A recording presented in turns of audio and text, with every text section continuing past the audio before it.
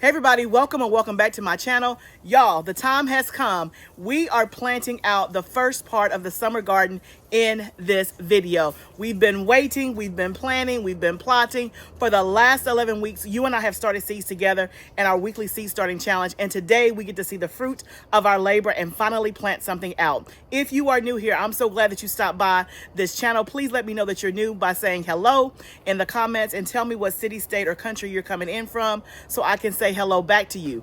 And for those who have been here that rock with me every single video, I appreciate you.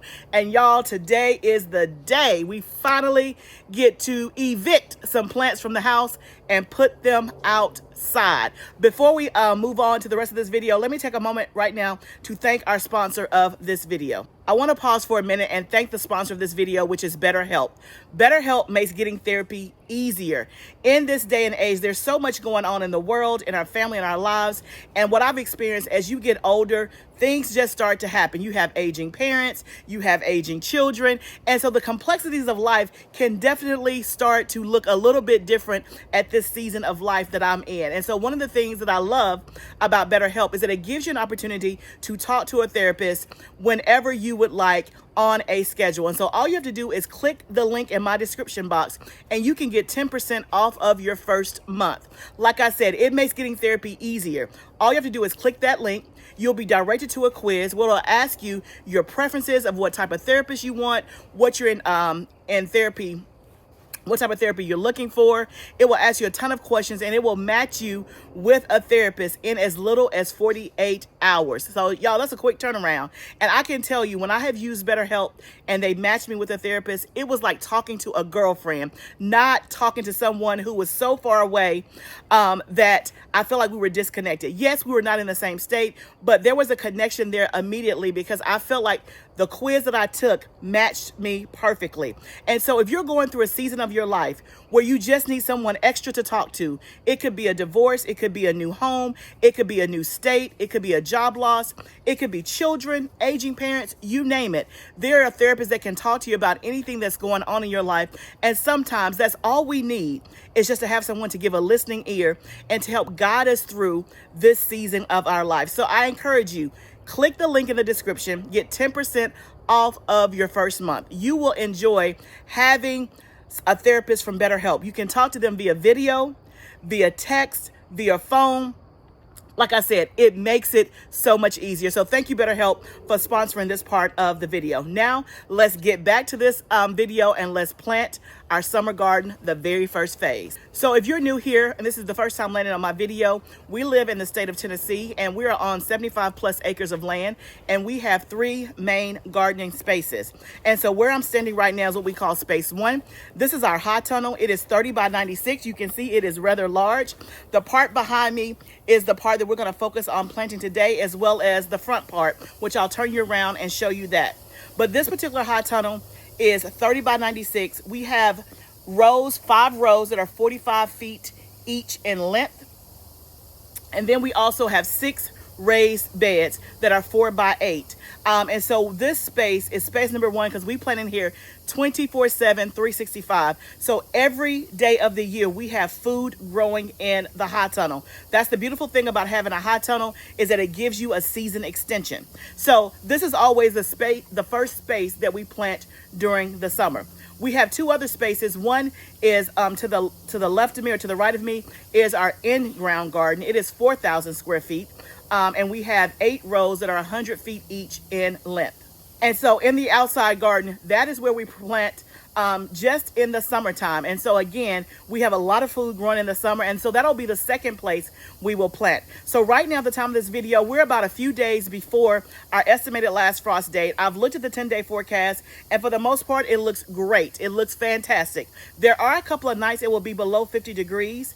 And so even though I'm going to be planting out tomatoes and peppers today, I'm okay with taking that risk because I've done it before. Now, I will tell you, do what you're comfortable with, because ideally you want your overnight or your nighttime temperature to be 50 to 55 if you're going to plant out your tomatoes and peppers. So just be aware of that if you're watching me and trying to be on track with me, especially if you're in my zone.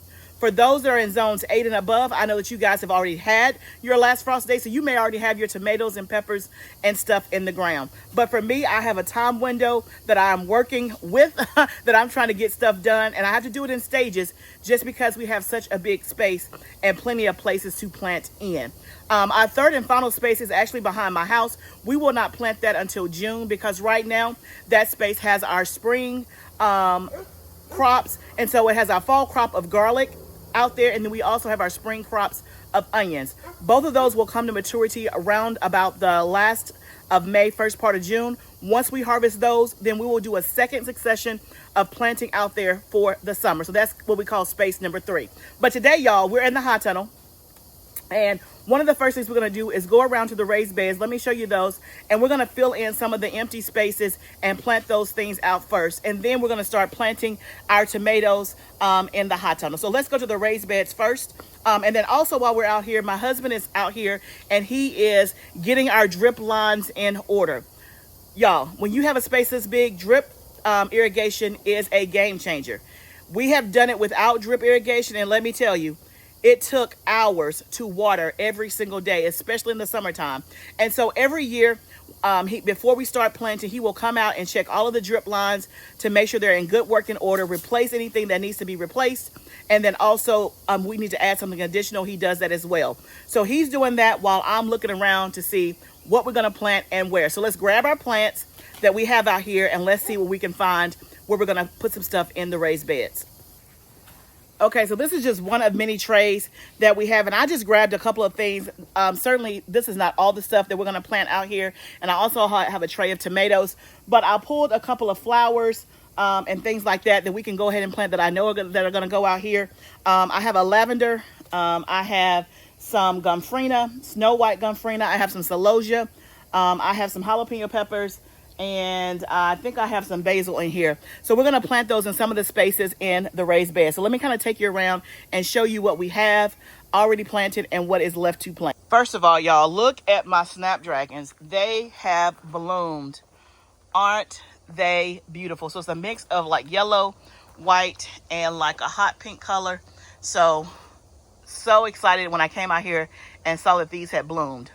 Okay, so in the rest of this bed, we have some spinach that we'll keep harvesting until it is too hot and it starts to bolt. We have one dino kale that we planted late in the season. All the other kale we have taken out because it had gotten bitter. And then we have one cabbage that we planted late. In this middle row are potatoes. They are taking a while to come up, but you see I have a couple of sprouting right there, just in this middle. I don't think I planted potatoes along this edge. I'm almost positive that I didn't, so we'll plant something along this edge, and we have this open space right here. And then in this bed that's in the middle, we have some thyme from last year, again, that overwintered is fine. We have plenty of spinach that we're going to keep harvesting that you can see here. We have some calendula that we planted there, and this is actually a calendula from the fall that's already blooming. It's absolutely gorgeous.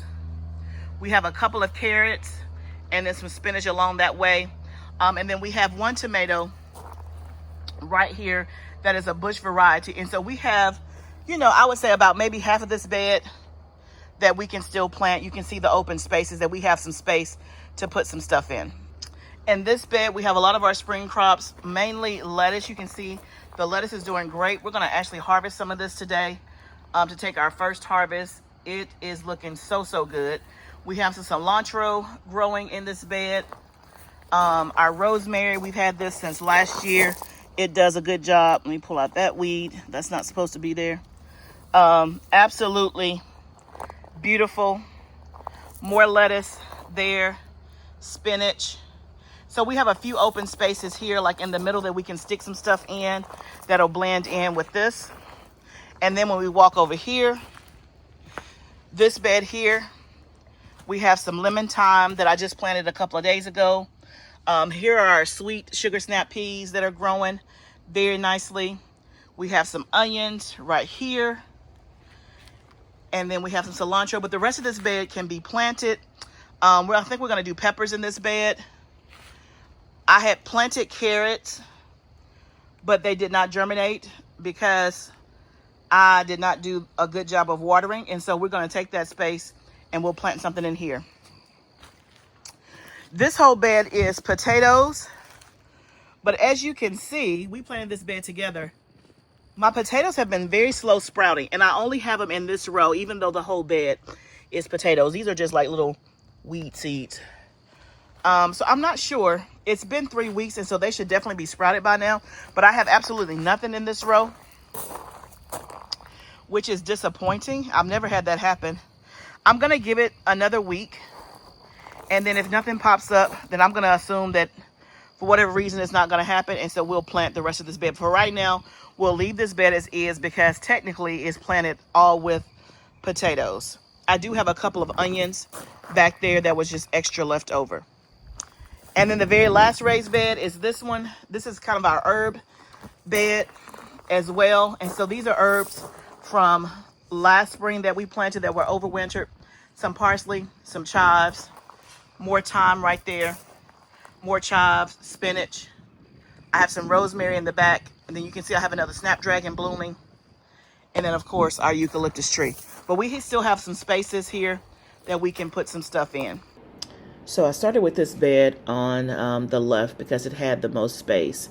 And I was trying to remember, I think in this bed we put potatoes, but we only put them in the middle row because I wanted to keep the edge free.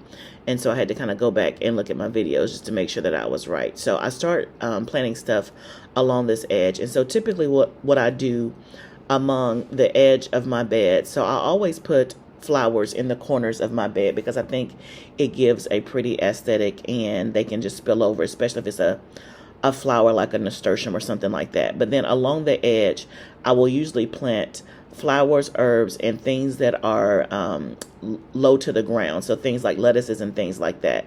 And then usually in the center, I will do more of the taller things. It just, it makes it look better so that you can see everything that's in the flower bed, and then it just kind of all grows together well and just gives you a nice aesthetic. So I start with this particular bed, and then I add in some calendula. I add in some other herbs and flowers just kind of along the edge. Now my potatoes in the middle have been slow, but I can see that they're popping up just a tad. And so the potatoes will grow in the middle, but remember the potatoes will be gone by June. And so when that time comes, then I will probably replace that spot with like peppers or something like that.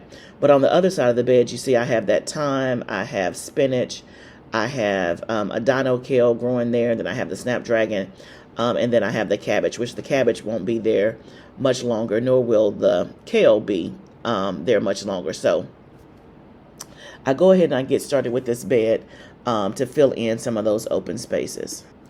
So then I move on to the next bed right across from it on the right. And this bed last year was my herb bed. And because of that, a lot of the herbs, were perennial or just stayed around, or they came back. And so in this bed already, like you saw before, we have thyme, we have chives, we have parsley that literally we all planted together last year this time. And so it comes back or it stays, and so we'll just keep it that way. So in this bed, I also had added some onions along the edge. Those were just some leftover onions that I had from when we planted onions.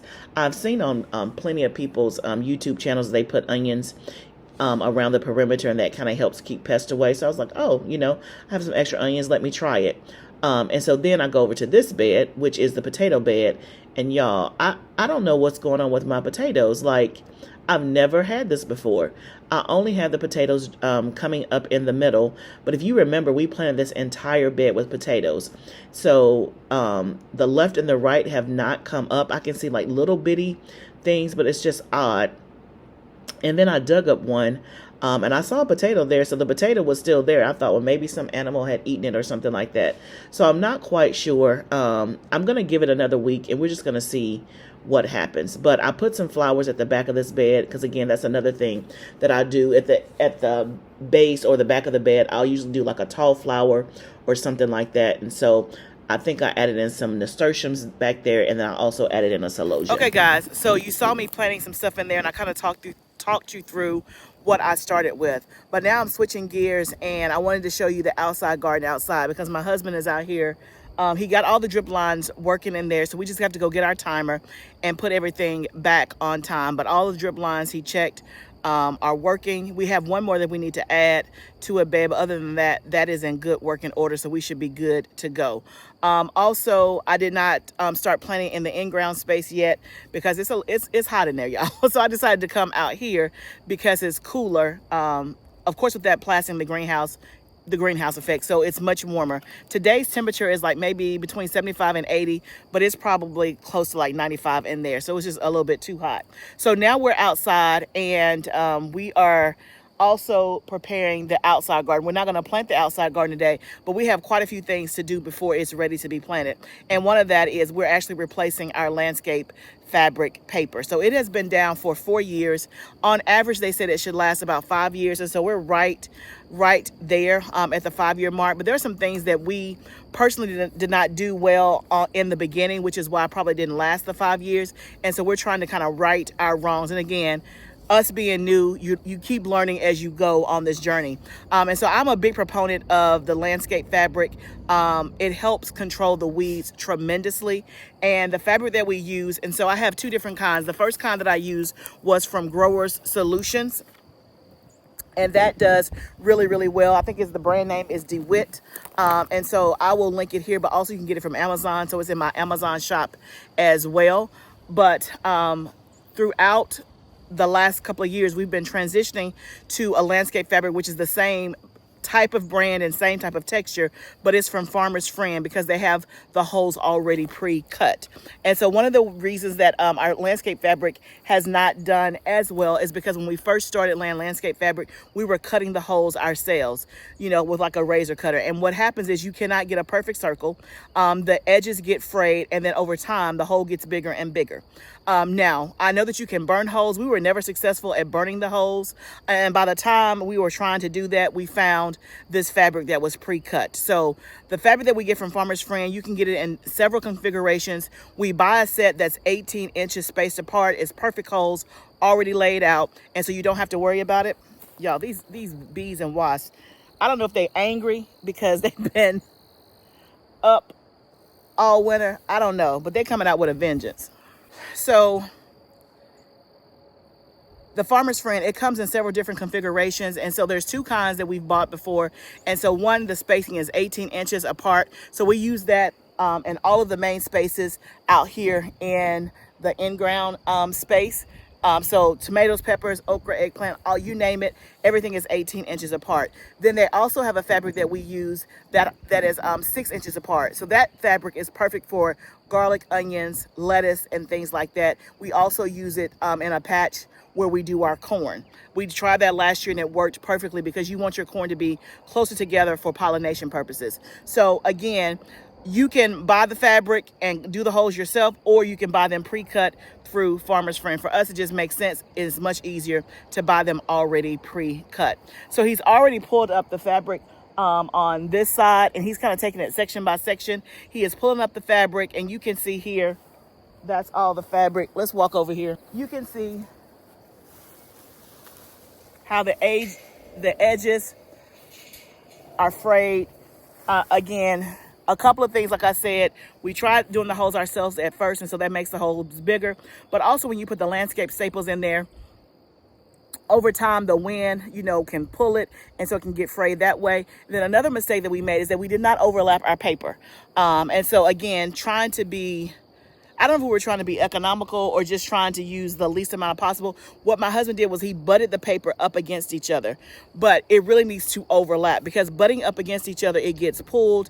And so what happens is that you have a space that ends up not being covered. You have more open spaces, which means you have more weeds. And last year we had more weeds than we have ever had. When we first put our paper down, we did not struggle with weeds. And so a lot of people say, hey, I don't like the fabric. You still got weeds. For our purposes and for what we have done, this paper has worked beautifully when we did it the right way or in the very beginning. We have not had any issues with it not working. Now, when we first started buying landscape fabric paper, we did not use this brand. We did not use this kind. And yes, the weeds came. So I will tell you that you get what you pay for. We bought some cheap fabric before. It did not last. It is horrible. It is trash. And we ended up rebuying again. So all that to say is that for us, we use this black landscape fabric. It works beautifully.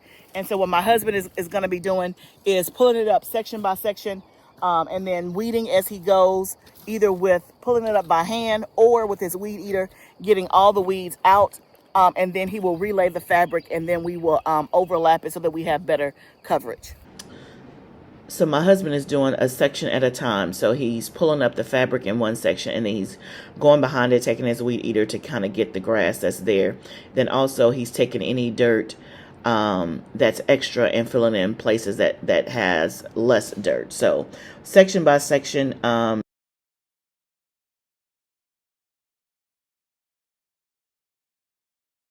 So the temperature finally dropped as the day went on, and so I flip-flopped back into the greenhouse, and now I'm getting ready to plant out the first plants in the in-ground space. So I'm on the left-hand side of where we have the in-ground space inside the high tunnel, and we are going to do tomatoes. And so if you've been here, you know that I usually just rotate my crops. And so last year this side was peppers and the right side was tomatoes, and so we'll just flip-flop those. And we'll do tomatoes here, and then peppers will be on the right hand side. So in terms of my tomatoes, I've grown, I think, almost close to 200 tomatoes. I'll have some in the high tunnel, and then I'll have some outside in the outside garden. So for the high tunnel, I do a mixture of cherry tomatoes, beefsteak tomatoes, and paste tomatoes, just like I will do outside. But a lot of the varieties that I'm doing in the high tunnel are greenhouse specific varieties, which means they've been bred, or they can take the high heat and the high humidity that happens in a greenhouse. And so one particular variety that I'm doing is Cayman, which is from Johnny's. Johnny's has a few or a handful of tomatoes, again, that are hybrid and greenhouse varieties. And so I've done Cayman for the last 2 years, as well as one called Rebelski. They did not have Rebelski this year when I went and placed my seed order, so I just got Cayman, and then I bought also a new one called Marmongo. And again, these seeds are a little bit more, they're a lot more pricey than you would just do traditional tomatoes. But I have found that because I am growing in a high tunnel and these varieties are specific to that, they do extremely, extremely well in here, and I have great production. And so in terms of the cost, we're talking, it could range from $18 to $27 per packet. I know, it makes you want to choke. Like the Cayman, I think is like $18 a pack, and you get like 25 seeds. And then the Marmongo is a new one that they just came out with, and it was literally, y'all, $27 for the pack. Now, it's my money, not your money, so no need for you to choke.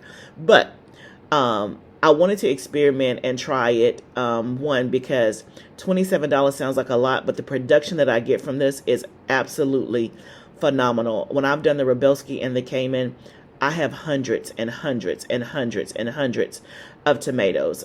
We sell the tomatoes, we give away a ton of tomatoes, and then I still have enough tomatoes in my freezer to last me for a whole year. We make salsa, we make tomato soup, we make spaghetti sauce to last for the year. So when you think about $27, if I am literally getting hundreds and hundreds of pounds of tomatoes, then it's well worth it. And then think about, all I got to do is sell like 5 tomatoes and I've made my money back.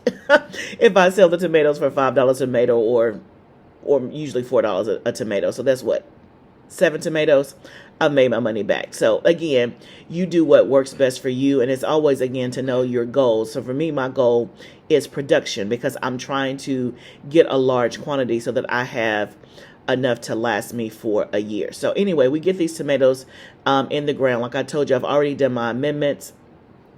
And so you see me just plopping the tomatoes in there, adding the amendments, and then just backfilling it with dirt. And so we just do this all the way down for the first 2 rows that you see here on the left-hand side. Okay, guys, just want to give you an update that we are, I would say, 90% there. Both of these rows have been planted with tomatoes. Both of these rows have been planted with peppers, as you can see here. Of course, everything looks small now, but you just wait. It is going to grow, grow, grow. So the only thing we have left is this very last row right here. There are some cucumbers down there that I planted on the trellis, but I have probably a good 20 more spots to fill up here, and I'm just trying to debate on what I'm gonna put there. So that's the reason why I haven't planted it. But pretty much, y'all, we are 90% there. That got done. And then of course our beds, we still have some places to fill in. I have some green beans that I'm gonna bring down here to plant in one of these beds, and that bed there. I got a couple of more things to plant. You can see I got plants everywhere, y'all. Plants everywhere, trying to figure out what to do and where things to go. I'm really bummed about this potato bed and why it hasn't sprouted. I've never had that happen before. Only this middle row has sprouted, so I'm gonna give it a few more days, and if not, then I'll have the rest of this bed to plant with something. And then we still have some space here, so we're getting there for sure. Now let me take you outside so you can see the progress on the outside garden. So this is the next day, so you can see that my husband got a couple of more rows pulled up. It's so interesting to see it like this. It brings back memories of when we first did this garden, when it was bare like this before any paper was down. But he's making progress. Like I said, just going section by section. If I did mention before, this paper has been down for about 4 years. I would say the average is about 5 to 6 years, and I think we definitely couldn't have gotten there had we laid it down better the first time. But hindsight is 2020. This time we're going to overlap, and I think it will last much longer. Okay, guys, I feel accomplished that we got 90% of the greenhouse done. There's still more work to do, but the majority of it is done. So that is almost a check mark, and I'm glad about it.